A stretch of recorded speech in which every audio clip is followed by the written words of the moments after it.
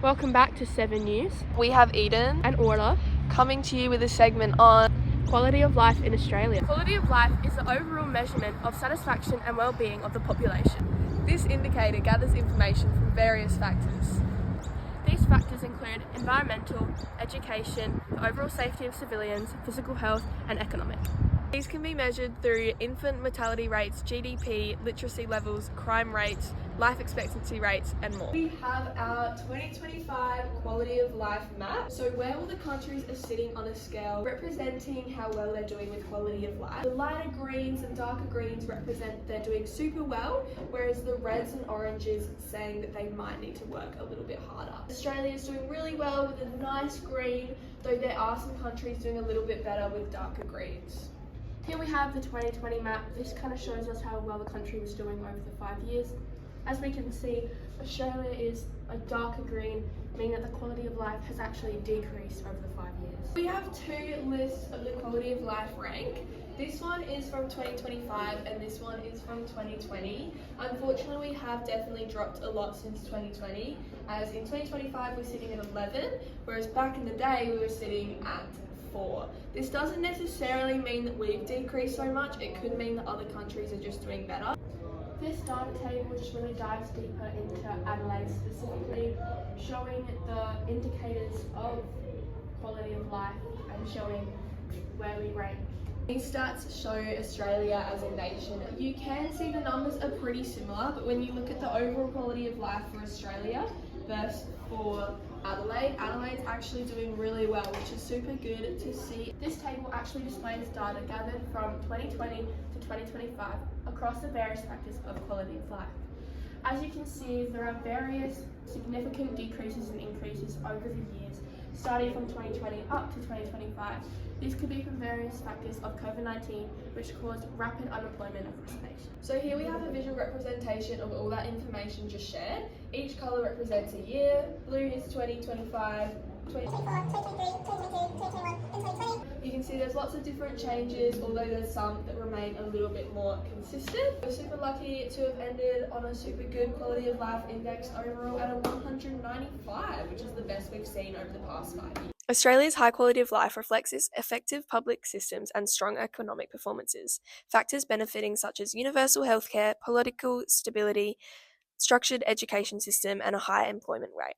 These factors, along with relatively high minimum wage, strong environmental protections, positively contribute to a standard of living in which ranks amongst the best in the world.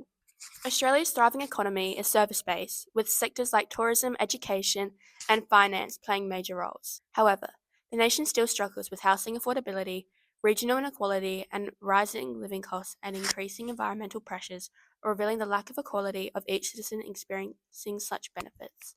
These issues propose that whilst the economy is performing well overall, there are underlying imbalances that need to be addressed to ensure inclusive and sustainable growth. The improvement of quality of life in Australia requires contribution and efforts from both individuals and the nation. Australians, on a personal level, can focus on continuous education, financial literacy, healthy living, and community engagement to better balance high living costs and support social cohesion. Nationally, Australia can improve by reforming housing policies to ensure homes are more affordable, investing in regional areas to reduce inequality, and accelerating climate action to protect the environment and economy. Enhancing access to job training and education, particularly in trade and digital skills, will better prepare citizens for a changing workforce. Additionally, addressing social and economic inequalities, especially those affecting Indigenous communities, will ensure that the country's high standard of living is evenly distributed among all Australians. Okay. So now we're going to have a look at some of the economic conditions that could impact Australians' quality of life. So starting off with employment and income, if there was a strong economy, more job opportunities, higher wages, stable income, and people can afford better housing, food, healthcare, and leisure activities. Whereas if there was a weak economy, there'll be more job losses, wage stagnation, reduced working hours, and people may struggle to meet basic needs. Another factor is inflation and cost of living. If inflation is high, this erodes purchasing power, meaning the same amount of money buys less, affecting groceries, rent, fuel, and bills. If inflation is low and stable, this keeps prices predictable, allowing families to budget and save. Next is interest rates. When interest rates are high, that means you might make mortgages, car loans, and credit card debt more expensive, reducing disposable income. Whereas when it's low, it will encourage spending and investment, but might also signal slower economic growth. Another factor is government spending and welfare. In strong economies, the government collects more tax revenue, which can be spent towards public services such as health, education, infrastructure. These raises the living standards. In downturns, government may need to cut spending or borrow, which can affect the service quality or availability. For exchange rates, strong Australian dollar can make imports cheaper but can hurt exports, whereas with weak Australian dollar it will make imports more expensive but can boost industries like tourism and agriculture exports. Now over to Amy on Adelaide Street gathering public's input. I'm Sarah from May 5th, 2023, and I've never been somewhere so beautiful. The beaches, the weather, the climate, I can't get enough.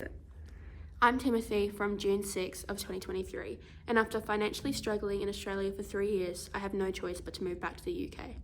Therefore, this experiment proves that the quality of life differs between individuals.